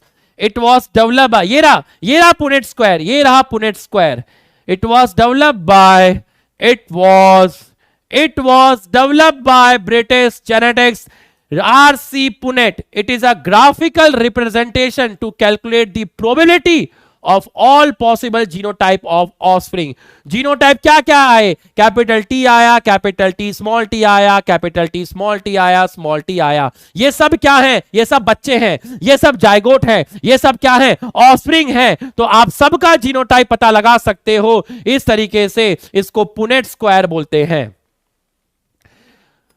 उसके बाद इसको हमने किया बड़ा.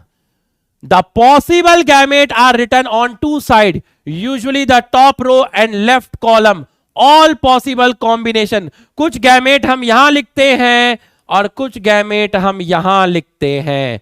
कुछ हम हॉरिजॉन्टल लाइन में लिखते हैं, कुछ वर्टिकल लाइन में लिखते हैं. We generate a square output form. तो एक स्क्वायर आपका बन गया, एक स्क्वायर आपका बन गया.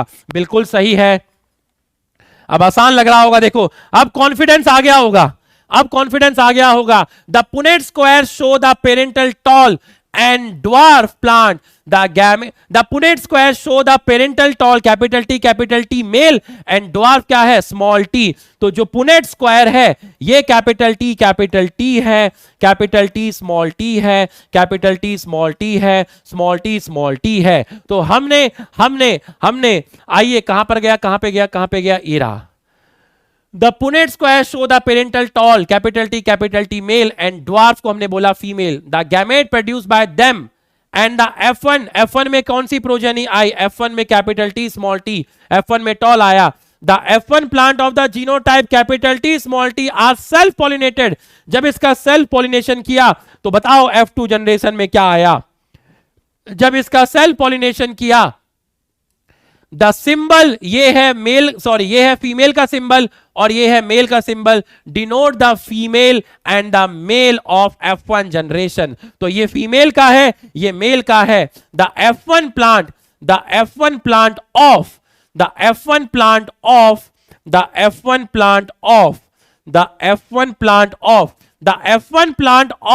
genotype capital T small t when cell pollinated produce gamete of the genotype capital T and small t in equal proportion. जब कैपिटल T ने गैमेट बनाया तो एक गैमेट में कैपिटल T गया, एक में स्मॉल t गया, इक्वली बनाया, मतलब 50% ये बना और 50% ये बना.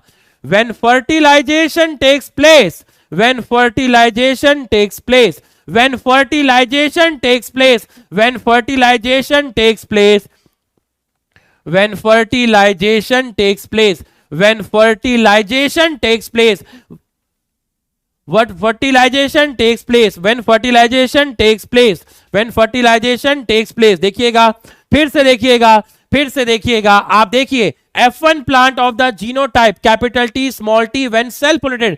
जब कैपिटल T स्मॉल t की सेल्फिंग की थी तो आपको गैमेट मिला था. कैपिटल T स्मॉल t ये एक पेरेंट था, जिस पेरेंट को आपने क्या बोला, मेल पेरेंट बोला. इसको आपने क्या बोला था, मेल पेरेंट बोला था. और दूसरा भी आपका जो फीमेल पेरेंट था वो भी यही था. तो इनसे जब गैमेट बने तो एक कैपिटल T वाला बना, एक स्मॉल t वाला बना. तो गैमेट का जीनोटाइप कैपिटल T है और स्मॉल t है. When fertilization takes place, when fertilization takes place, when fertilization takes place, कहां गई line, when fertilization takes place, the pollen grain of genotype capital T have a 50% chance of pollinate egg of the genotype capital T. ध्यान से समझिएगा, ध्यान से समझिएगा, ध्यान से समझिएगा. ये है एक पेरेंट, ये है दूसरा पेरेंट, इसको मैंने बोला मेल, इसको मैंने बोला फीमेल। इससे कौन कौन से गैमेट आए? इससे गैमेट आए कैपिटल टी स्मॉल टी। और मेल से कौन से गैमेट आए? इससे आए कैपिटल टी स्मॉल टी। बिल्कुल सही है। तो ये कह रहा है, ये कह रहा है, ये कह रहा है कि इस कैपिटल टी किसका गैमेट है? मेल का गैमेट है। इस कैपिटल टी की इसके साथ फर्टिलाइज होने की प्रोबेबिलिटी और इसके साथ फर्टिलाइज होने की प्रोबेबिलिटी कितनी परसेंट है? 50% है, 50% है।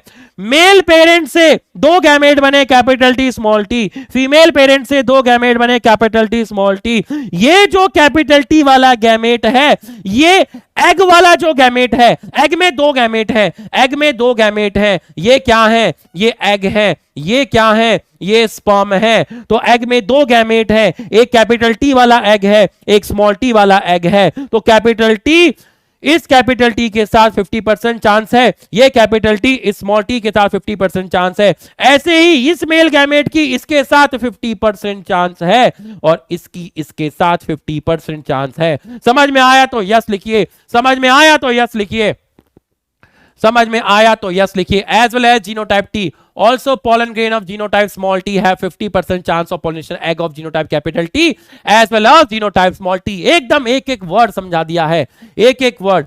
As a result of random fertilization, the resultant zygote capital T capital T capital T small t small t small t।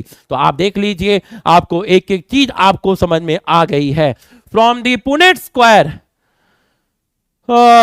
from the Punnett square, from the Punnett square, from the Punnett square, from the Punnett square, it is easily seen that 1/4 of the random fertilization lead to capital T capital T 1/2। ये capital T small T वाले कितने थे? दो। ये वाले कितने थे? एक। और ये वाले कितने थे? एक। दो the F1 have a genotype capital T small T. भले ही F1 में कैपिटल टी स्मॉल टी था, लेकिन F2 में तो स्मॉल टी भी आया। But the phenotype character seen is tall at F2, at F2। ध्यान से समझिएगा, दो the F1 have a genotype of capital T small t but the phenotypic character seen, capital T small T genotype है, इसका phenotype क्या होगा? इसका phenotype होगा टॉल। अभी तो बताया था capital T small T genotype है, इसका फिनोटाइप क्या होगा? Toll. At F2 3/4 of the plant are tall। बिल्कुल सही है, एक ऐसे थे और दो ऐसे थे, तो 3/4 आपके कैसे थे? 3/4 आपके टॉल थे। Where some of them are ऐसे थे while other are ऐसे थे, ऐसे दो थे, ऐसे एक थे। Externally it is not possible to distinguish between plant. आप बाहर से देख के नहीं बता सकते कि आपका प्लांट ऐसा है या ऐसा है, आप ऐसा नहीं बता सकते। एक्सटर्नली देखकर नहीं बता सकते, एक्सटर्नली देखकर आप नहीं बता सकते कि प्लांट ऐसा टॉल है या वैसा टॉल है। तो उसके बाद Hence, externally it is not possible to distinguish between the plant with genotype ये और ये आप नहीं बता सकते। Hence, within the genotype pair capital T small t, only one character capital T tall is expressed। Small T express नहीं करा, सिर्फ कैपिटल टी एक्सप्रेस किया, स्मॉल टी एक्सप्रेस नहीं किया, इसलिए सिर्फ आपका टॉल मिला। Hence the character capital T or tall is said to be dominant over the allele small t। Capital T 12th class का लड़का था, स्मॉल t 4th क्लास का लड़का था, 12वीं क्लास वाला डोमिनेंट है। जो पढ़ाई शुरू हुई थी 12वीं और चौथे क्लास से, आज वो डोमिनेंट और रिसेसिव पर आ चुकी है। हर चीज का एक समय होता है, कल ही आएगा। It is thus due to this, it is thus due to this dominance of one character over the other that all the F1 are tall genotype ये, and in the F2 3/4 of the plant are tall genotype जिसके अंदर 1/2 आपके ऐसे थे और 1/2 and only 1/4। अब इसको मतलब समझिएगा, इसका मतलब समझिएगा, मदद करिएगा। a प्लस बी का होल स्क्वायर, देखिए a प्लस बी का होल स्क्वायर। तो इन्होंने क्या किया, इन्होंने क्या किया, इन्होंने क्या किया, यहां से हम थोड़ा सा आगे जाते हैं, थोड़ा सा आगे जाते हैं और मैं आपको यहां एक बायनोमियल एक्सप्रेशन दिया हुआ है जो मैं आपको एक्सप्लेन करूंगा। ये देखिए, ये वाला एक्सप्रेशन देखिएगा, ये वाला एक्सप्रेशन देखिएगा, a प्लस बी का whole square, a plus B का होल स्क्वायर। मेरी मैथ्स थोड़ी सी कमजोर है, a प्लस बी का होल स्क्वायर। तो आप देखिएगा ये बायनोमियल एक्सप्रेशन है, a का स्क्वायर, बच्चों a का स्क्वायर, a का स्क्वायर क्या होगा, 1/2 capital T, 1/2 capital T, a का स्क्वायर, प्लस b का स्क्वायर, b का स्क्वायर होगा 1/2 small t into 1/2 small t। ये a का स्क्वायर हुआ, ये b का स्क्वायर हुआ, प्लस 2ab। a क्या है, a है 1/2 t और b क्या है 1/2 स्मॉल t। तो a प्लस b का होल स्क्वायर मैंने लगाया, a square plus b square plus 2ab। a का स्क्वायर मैंने इसको 2 बार लिख दिया, b का स्क्वायर इसको 2 बार लिख दिया, फिर 2 लिखा, a लिखा 1/2 कैपिटल T, b लिखा 1/2 स्मॉल t। इसको सॉल्व किया, इसको सॉल्व किया तो आपका 1/4 capital T plus 2/4 capital T small t plus 1 minute, इसको सॉल्व किया, इसको सॉल्व किया तो आपका आया 1/4 स्मॉल t प्लस इसको सॉल्व किया तो 2/4 कैपिटल T स्मॉल t। तो आप देख लीजिए 4 में से एक ऐसे टॉल थे, 4 में से एक ऐसा ड्वार्फ था और 4 में से 2 ऐसे टॉल थे। इसको बायनोमियल एक्सप्रेशन बोलते हैं। समझ में आया तो यस लिखिए, समझ में आया तो यस लिखिए। मेरा मैथ थोड़ा कमजोर है पर मैंने कोशिश किया। समझ में आया तो यस लिखिए, समझ में आया तो यस लिखिए। इसको बायनोमियल एक्सप्रेशन बोलते हैं, इसको बायनोमियल एक्सप्रेशन बोलते हैं, इसको बायनोमियल एक्सप्रेशन बोलते हैं, इसको बायनोमियल एक्सप्रेशन बोलते हैं। तो हम बायनोमियल एक्सप्रेशन तक पहुंच गए हैं, हम बायनोमियल एक्सप्रेशन तक पहुंच गए हैं। बहुत बढ़िया, बहुत बढ़िया, बहुत बढ़िया। हम बायनोमियल, हम बहुत अच्छा खेले, हम बहुत अच्छा खेले, हमने बहुत अच्छा पढ़ा, हमने पूरी एनसीईआरटी बहुत अच्छे से रीड करी, हम यहां तक पहुंच गए, यहां तक पहुंच गए, हमारा कॉन्फिडेंस आ गया, हम बहुत अच्छा खेले। Well played guys, well played guys, well played guys. बहुत बढ़िया, बहुत बढ़िया, तुम लोगों के लिए तालियां। बहुत बढ़िया, बहुत बढ़िया, बहुत बढ़िया, बहुत बढ़िया, बहुत बढ़िया, बहुत बढ़िया, बहुत बढ़िया। अब एनसीईआरटी में इसके बाद का जो पैराग्राफ लिखा है, एनसीईआरटी में इसके बाद का जो पैराग्राफ लिखा है वो मैं आपको समझा देता हूं, वो मैं आपको समझा देता हूं। एनसीईआरटी में इसके बाहर एक पैराग्राफ लिखा है। मैंने आपको इतना सारा एनसीईआरटी रीड करवाया, मैं अगर इसको रीड ना करवाता तो मैं आगे चैप्टर भी बढ़ा सकता था, बट उसका कोई मतलब नहीं होता जब बच्चों को समझ ना आए। तो बच्चों 5:20 हो गए हैं, मैं चाहूंगा कि आप मुझे आज 5 मिनट एक्स्ट्रा दे दीजिए, 5 मिनट एक्स्ट्रा दे दीजिए, ताकि उसके नीचे जो एनसीईआरटी में टॉपिक है वो हम कवर करा सकें। ये टॉपिक जो है यहां तक कवर हो जाएगा, यहां तक कवर हो जाएगा। आप मुझे 5:35 तक का टाइम दे दीजिएगा, आप मुझे 5 मिनट एक्स्ट्रा दे दीजिएगा, है ना, मेरा टॉपिक कवर हो जाएगा, है ना, टॉपिक कवर हो जाएगा। सिर्फ 5 मिनट एक्स्ट्रा दे दीजिएगा, है ना। कल की क्लास में 5 मिनट पहले छोड़ दूंगा, जरूरी है, डीपीपी में क्वेश्चन मिलेगा टेस्ट क्रॉस का। गाइस 5 मिनट दे दीजिएगा। तो बच्चों यहां तक आपने पढ़ लिया, इसके बाद देखिएगा, इसके बाद जो एनसीईआरटी में है वो मैं आपको समझाऊंगा। मैं आपको आज ये बहुत सारे क्वेश्चन भी लाया था, ये क्वेश्चन मैं सब कल आपको कराऊंगा, ये सारे क्वेश्चन मैं आपको कल कराऊंगा। आज मैं आपको ये घर के लिए दूंगा और ये सारे क्वेश्चन मैं आपको कल कराऊंगा, ये सारे क्वेश्चन मैं आपको कल कराऊंगा। आप इन क्वेश्चन को मेरे बिना नहीं करेंगे। देखिए पहले भाई करेगा, फिर आप करोगे। आप इन क्वेश्चन को खुद नहीं करना, मैं कराऊंगा, पहले मैं कराऊंगा, अपने तरीके से कराऊंगा। मेरा तरीका अलग है, मैं अपने तरीके से कराऊंगा, ठीक है, मैं अपने तरीके से कराऊंगा। ये क्वेश्चन मैं आपको दे दूंगा और ये 25-26 क्वेश्चन है, ये 25-26 क्वेश्चन है। आओ जरा फटाफट आओ, फटाफट आ जाओ, फटाफट आ जाओ। एक टॉपिक है, एक टॉपिक है जो उसमें दे रखा है। फटाफट आओ, फटाफट आओ, फटाफट आओ। बच्चों ध्यान से समझिएगा, ध्यान से समझिएगा, ध्यान से समझिएगा। अभी आप मत पढ़ना, अभी आप मत पढ़ना। नेक्स्ट क्लास में जो मैं आपको पढ़ाऊंगा, मैं आपको पढ़ाऊंगा लॉ ऑफ डोमिनेंस क्या होता है, लॉ ऑफ सेग्रीगेशन क्या होता है, ये सब नेक्स्ट क्लास में पढ़ाया जाएगा। लॉ ऑफ डोमिनेंस क्या है, लॉ ऑफ सेग्रीगेशन क्या है, ये सब आपको नेक्स्ट क्लास में पढ़ाया जाएगा। अरे अभी तो 5:19 हो रहे हैं, हो सकता है 10 मिनट में खत्म हो जाए, हो सकता है 10 मिनट में ही खत्म हो जाए। तो नेक्स्ट क्लास में मैं आपको बताऊंगा, नेक्स्ट क्लास में मैं आपको बताऊंगा कि मेंडल ने अगर मैं आपको बोला, मेंडल ने, नेक्स्ट क्लास में मैं आपको बताऊंगा कि मैंने यहां पे लिखा मोनोहाइब्रिड क्रॉस, मोनोहाइब्रिड क्रॉस जो मैं आपको पढ़ा चुका हूं, मोनोहाइब्रिड क्रॉस। तो मोनोहाइब्रिड क्रॉस के बेसिस पर मेंडल के कितने लॉ दिए गए, सिर्फ 2 ही लॉ दिए गए इसके बेसिस पर। एक का नाम था law of dominance, law of dominance, और दूसरे लॉ का नाम था लॉ ऑफ सेग्रीगेशन, दूसरे का नाम था लॉ ऑफ सेग्रीगेशन। ये दोनों लॉ नेक्स्ट क्लास में एक्सप्लेन करूंगा।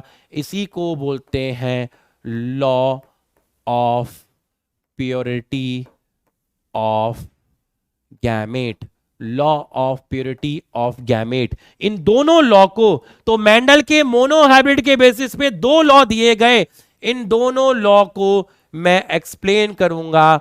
I will explain in next class, I will explain, मैं इनको कल की क्लास में एक्सप्लेन करूंगा। बिल्कुल सही है। नेक्स्ट स्लाइड जो है और आखिरी स्लाइड जो है वो है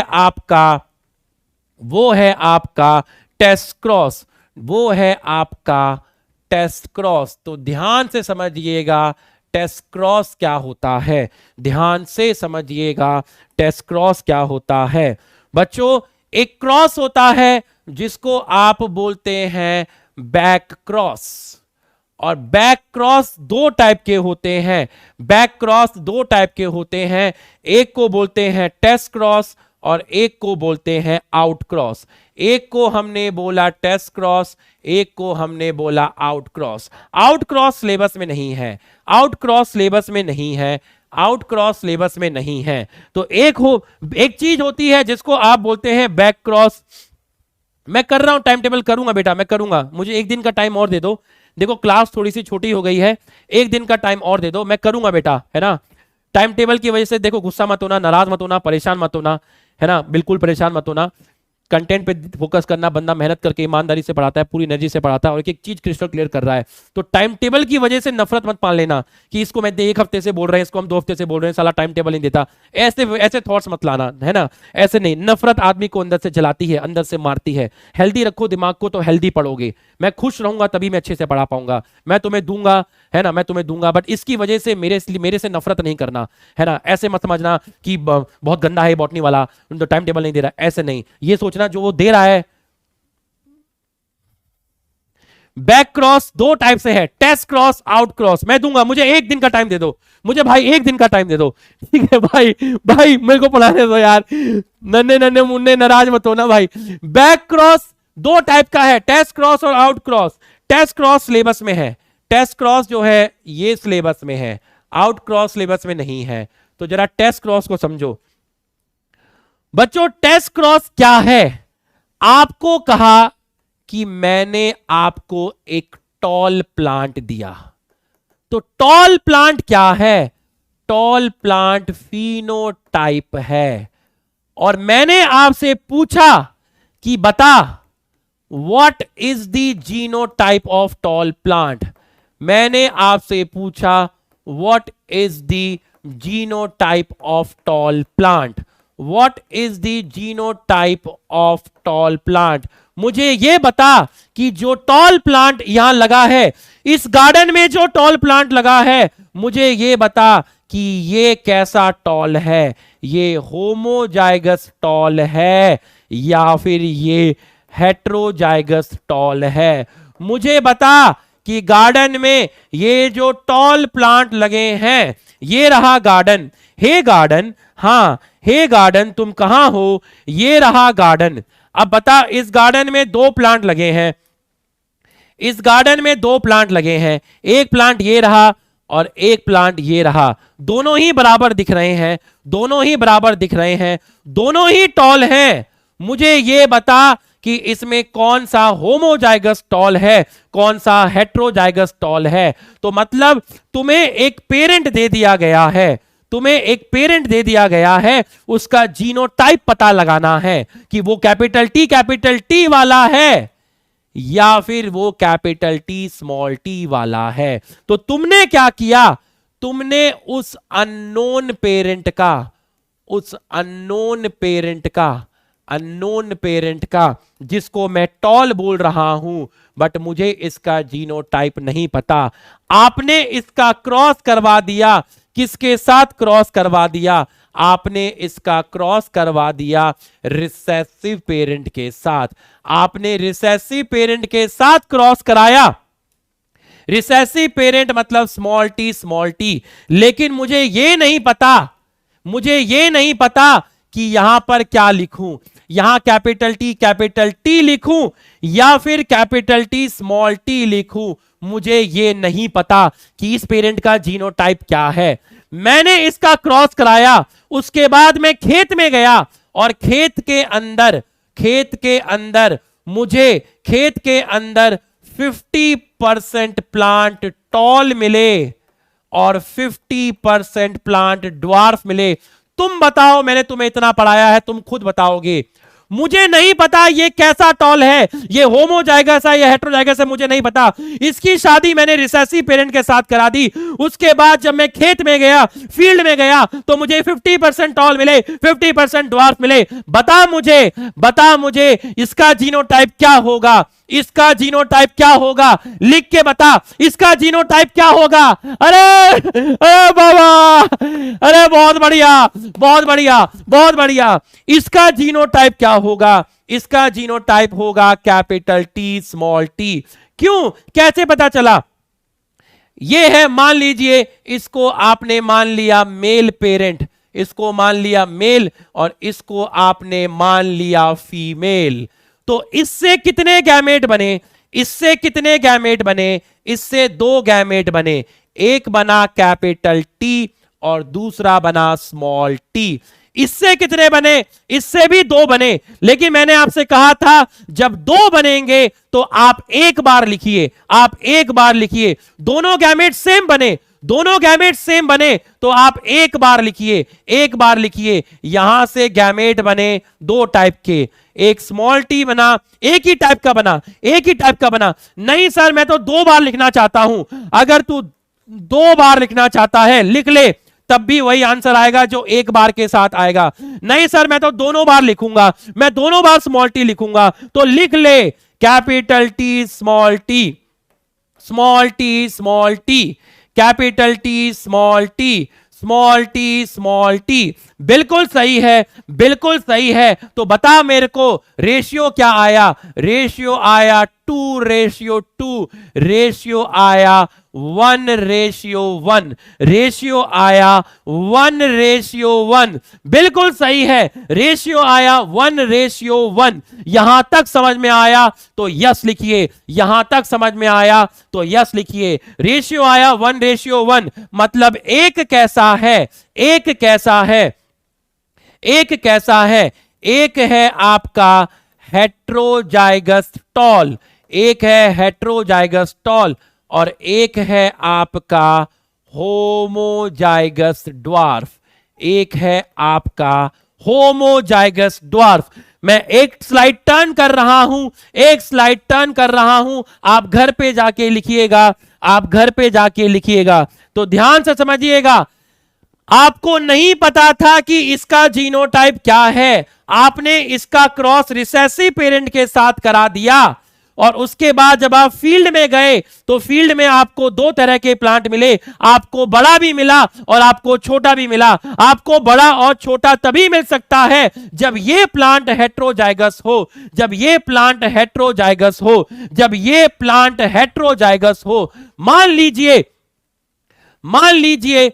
लीजिए कि ये प्लांट आपका होमोजाइगस है। मान लीजिए हमने कॉपी कर लिया है, कॉपी करके हमने इसको मिटा दिया। Unknown parent. अब आप मान लीजिए यहां पर, अब आप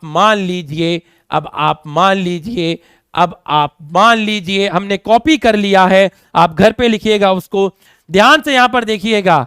अगर आपने यहां क्रॉस कराया और आपको फील्ड में सारे के सारे टॉल मिले, फील्ड में सारे के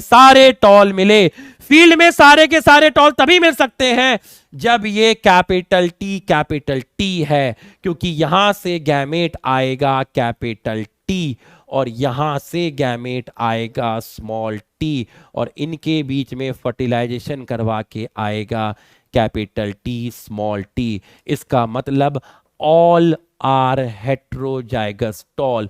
अगर आपको सारे के सारे हेट्रोजाइगस टॉल मिले, ऐसा तभी हो सकता है जब पेरेंट आपका होमोजाइगस टॉल है। जब पेरेंट आपका होमोजाइगस टॉल है तो टेस्ट क्रॉस क्या होता है? टेस्ट क्रॉस क्या होता है? टेस्ट क्रॉस का मतलब होता है F1 का क्रॉस कराना रिसेसिव पेरेंट के साथ। अगर कोई आपसे पूछे कि टेस्ट क्रॉस क्या होता है तो आप बताएंगे F1 का क्रॉस कराना रिसेसिव पेरेंट के साथ। F1 capital T small T है और रिसेसिव स्मॉल टी है। इसको बोलते हैं टेस्ट क्रॉस। अभी टेस्ट क्रॉस कंप्लीट नहीं हुआ है। आप मुझे बताइए, बस 2 मिनट दे दीजिए।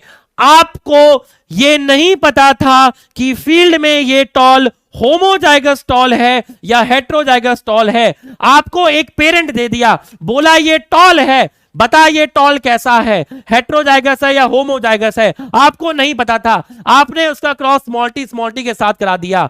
अगर वो हेट्रोजाइगस टॉल होगा तो फील्ड में बड़े प्लांट भी आएंगे, छोटे भी आएंगे, लेकिन अगर वो होमोजाइगस टॉल होगा तो फील्ड में सिर्फ टॉल प्लांट आएंगे। तो टॉल प्लांट का आना ये सिग्निफाई करता है कि वो प्लांट होमोजाइगस टॉल है। टॉल के साथ ड्वार्फ का भी आना ये बताता है कि वो पेरेंट हेट्रोजाइगस टॉल है। टॉल के साथ ड्वार्फ का भी आना ये कंफर्म करता है कि ये पेरेंट हेट्रोजाइगस टॉल है। सिर्फ टॉल प्लांट का आना ये कंफर्म करता है कि ये पेरेंट होमोजाइगस टॉल है। लेकिन टॉल के साथ ड्वार्फ भी आना, टॉल के साथ ड्वार्फ तभी आ सकता है जब ये पेरेंट हेट्रोजाइगस टॉल है। सिर्फ टॉल तभी आएगा जब ये पेरेंट होमोजाइगस टॉल है। तो टेस्ट क्रॉस से ये पता लगा सकते हैं कि इस पेरेंट का जीनोटाइप क्या है, ये पेरेंट होमोजाइगस टॉल है या ये पेरेंट हेट्रोजाइगस टॉल है। अरे समझ में आया तो दिल बना दीजिए, अगर समझ में आया तो दिल बना दीजिए। टेस्ट क्रॉस अभी पूरा नहीं हुआ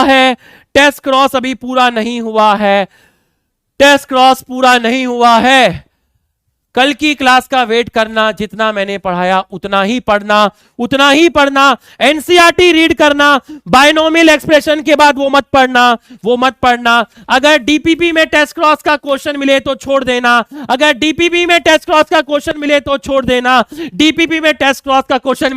देना, बाकी भाई संभाल लेगा। कल एक क्लास देना भाई, सारे क्वेश्चन खुद करोगे, एक क्लास देना सिर्फ एक क्लास देना, बाकी मैं संभाल लूंगा। टेस्ट क्रॉस अभी पूरा नहीं हुआ है, अभी टेस्ट क्रॉस पूरा मत पढ़ना, मस्त होके बैठना, चौड़े होके बैठना, स्ट्रेस फ्री होके बैठना। कल की क्लास तबाही है भाई, फिर आएगा। Thank you.